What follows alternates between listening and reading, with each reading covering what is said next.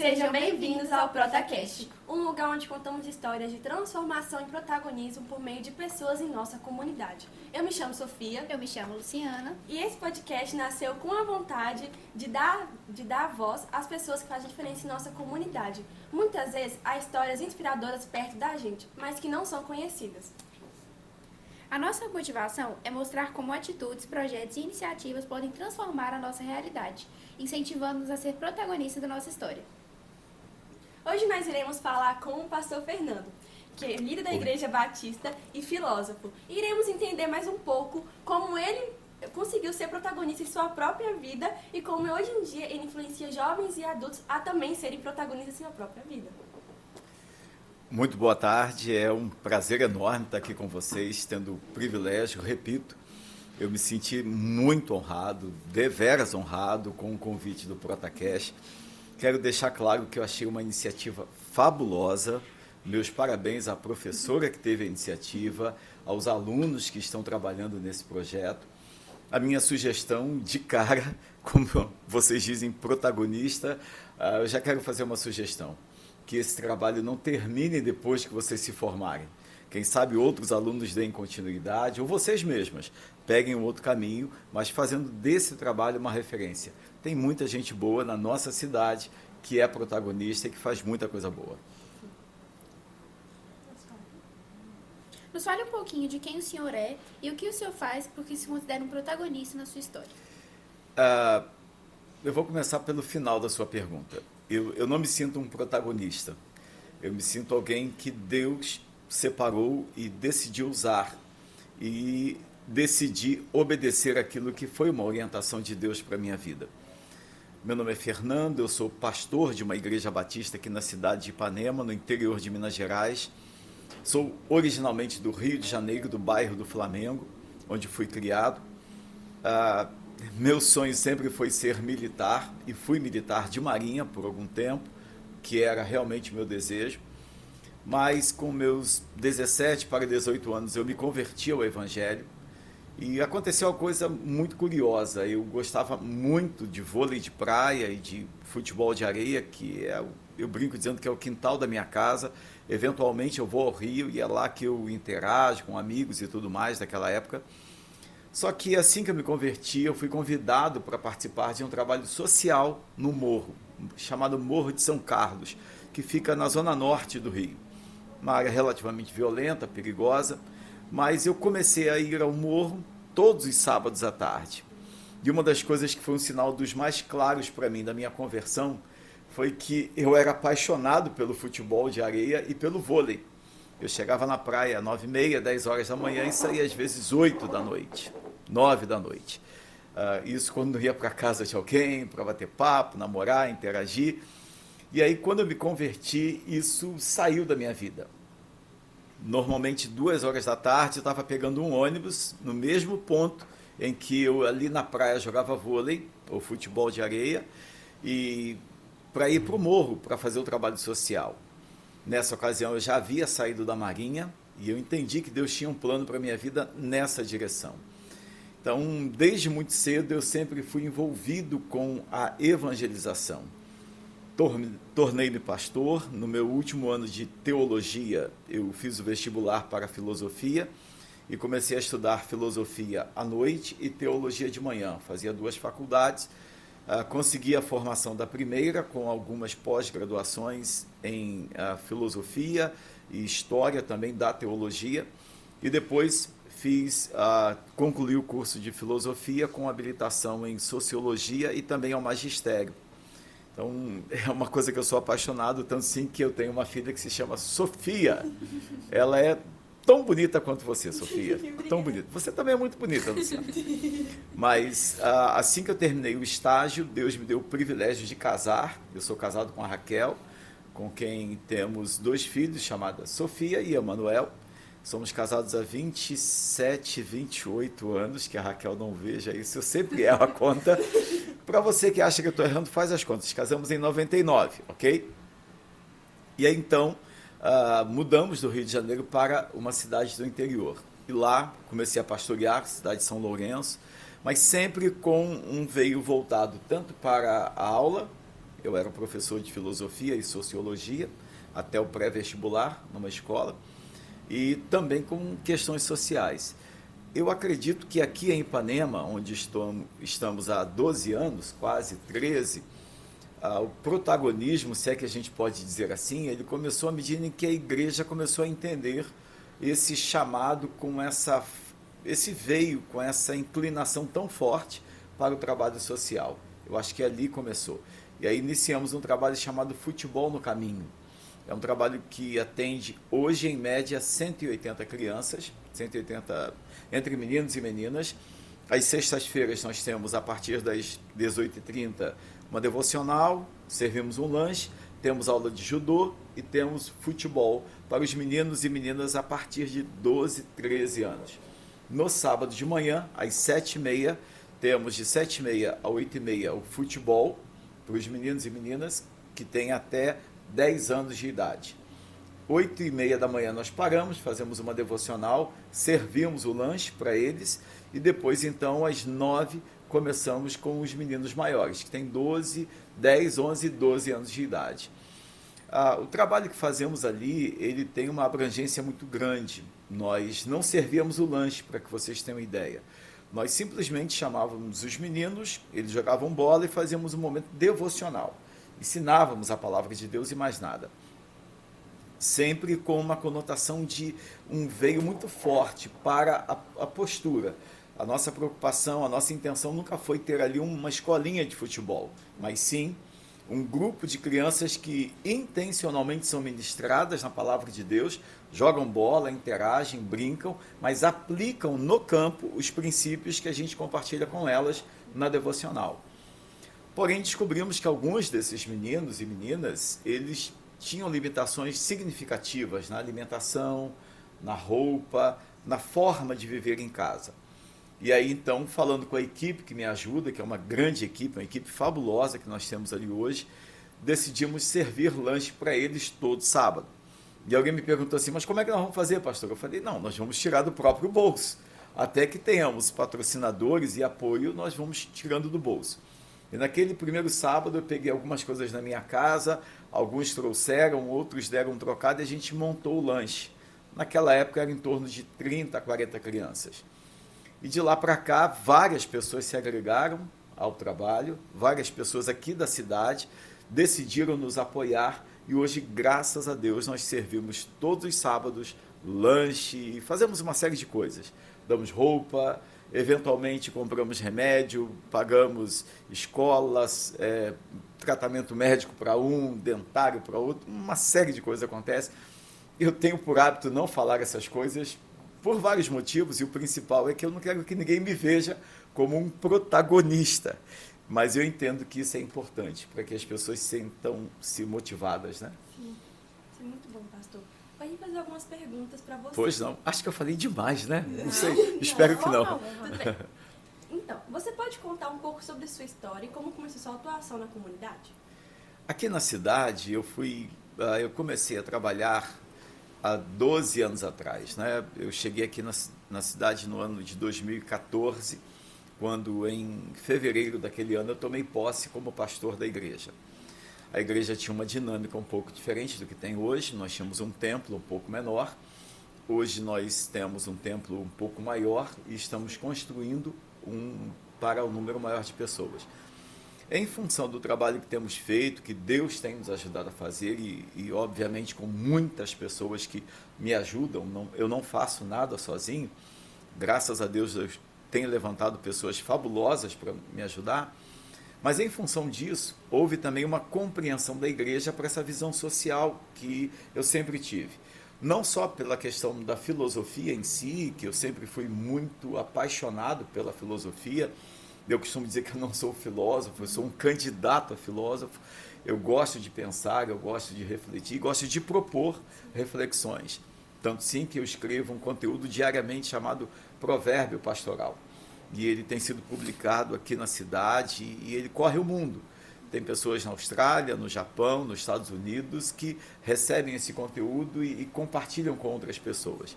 Alguns amigos já me propuseram até torná-lo um livro, mas eu não sei muito como fazer isso ainda e prefiro só escrever diariamente. Ele é baseado no livro de Provérbios.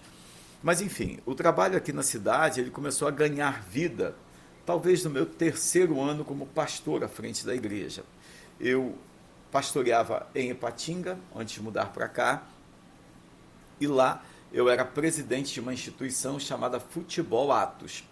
Essa instituição já havíamos conseguido um carro, nós tínhamos um secretário executivo e atendíamos em média 200 famílias, 200 crianças e potencialmente 200 famílias lá em Ipatinga.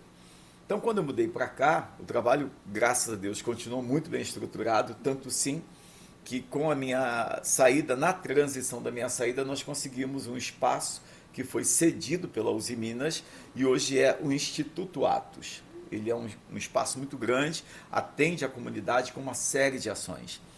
Não sei se chegaremos aqui a ter um instituto no caminho, mas é um sonho, pelo menos, de continuar atendendo e atendendo mais.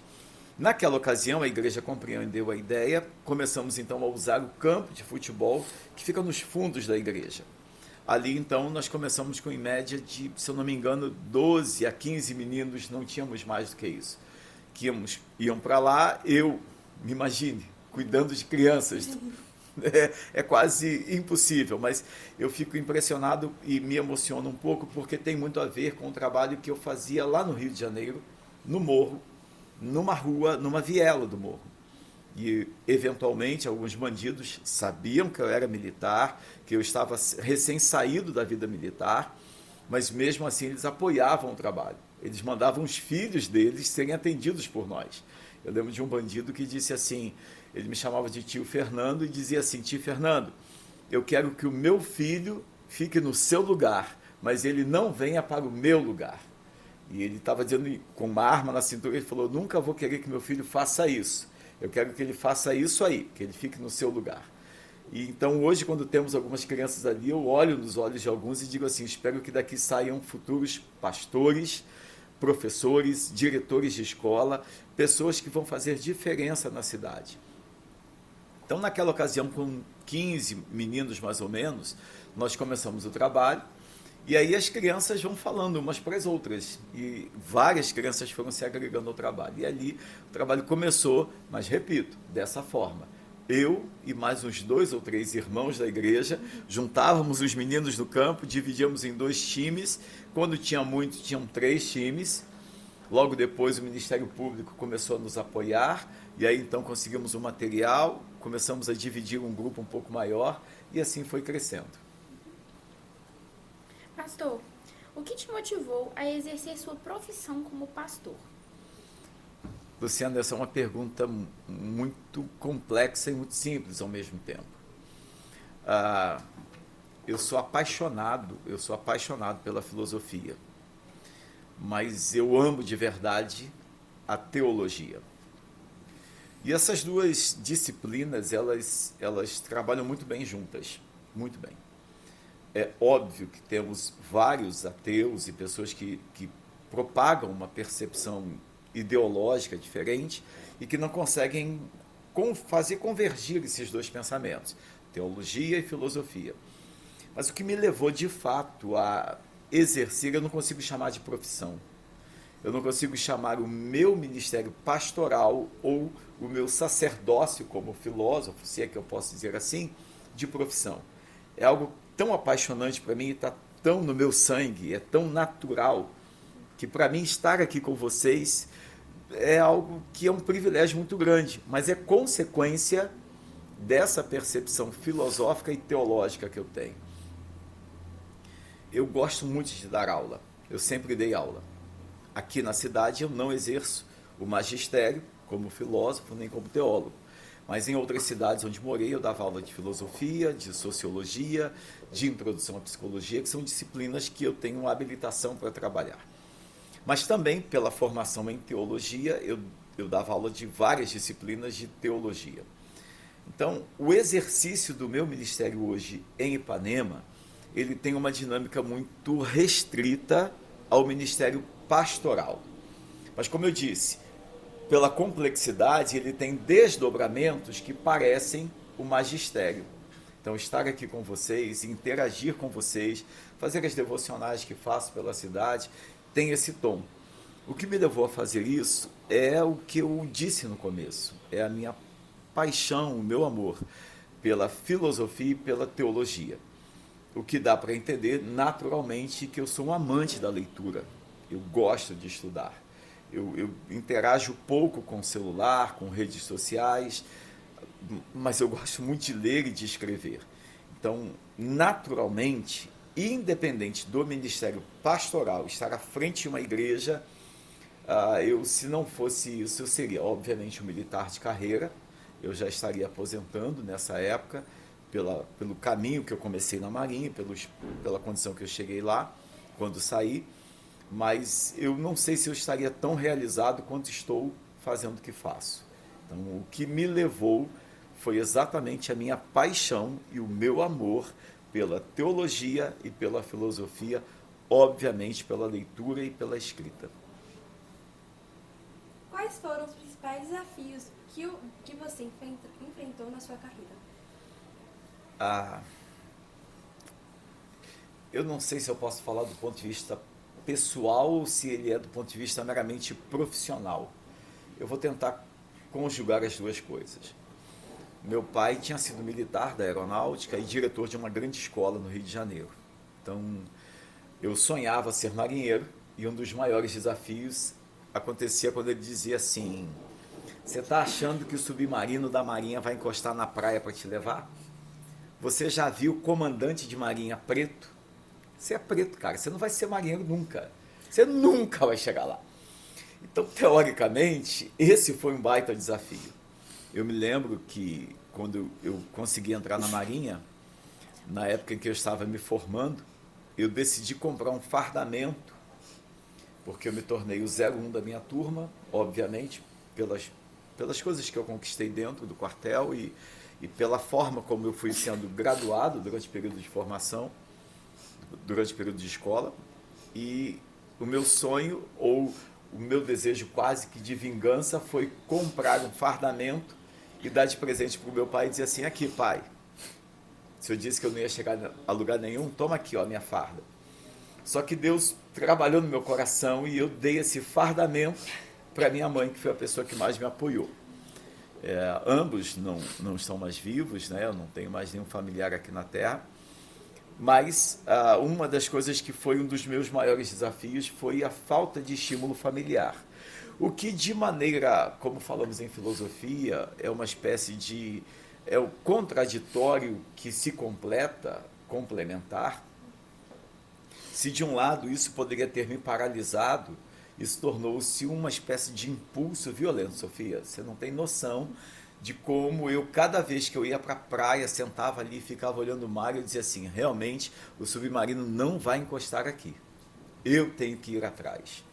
E eu fui atrás e consegui entrar na Marinha. Depois, quando saí da Marinha e que fui estudar teologia primeiro, eu achei que eu não conseguiria me formar, porque eu sempre achava que eu não conseguiria, porque afinal de contas eu não tinha como me desenvolver. A palavra do meu pai, ela teve uma força negativa muito grande, por uma série de outros fatores históricos, familiares também. Mas, ao mesmo tempo, ela acabava se tornando uma espécie de mola propulsora.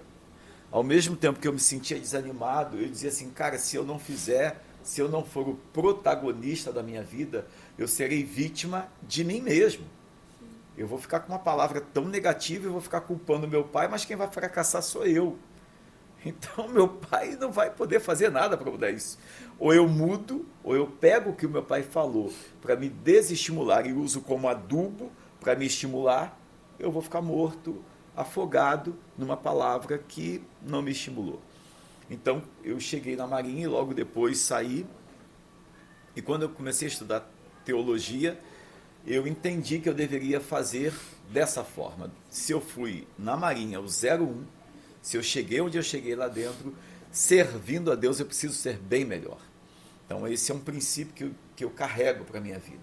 Se no que eu queria fazer e consegui, eu fui muito bom ao ponto de ser o melhor da minha turma, para Deus eu preciso sempre fazer o melhor ao extremo. Então, no meu último ano de teologia, eu já havia concluído o meu curso, mas eu ainda tinha um semestre para fazer. E aí me foi ofertado fazer 3 pós-graduações de maneira simultânea.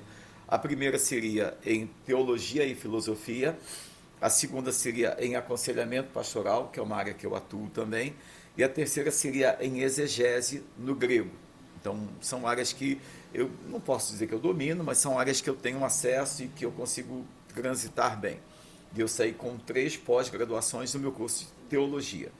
Mas, ao mesmo tempo, eu fiz o vestibular e passei para a filosofia. Comecei a estudar filosofia à noite.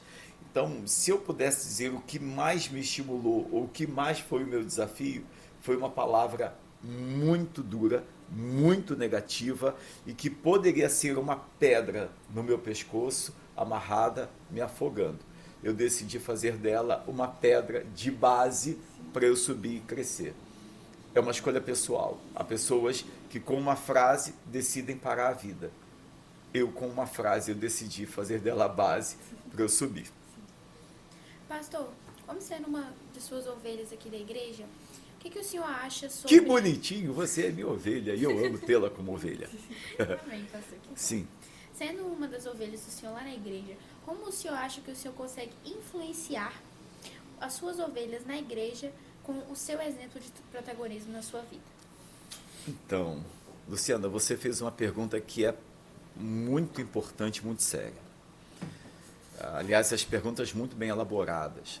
O apóstolo Paulo nos fala numa das suas cartas aos irmãos em Corinto, principalmente no final da primeira carta, ele diz que ele se policiava, ele se esmurrava, ele se disciplinava para naquilo que ele ensinava não ser reprovado.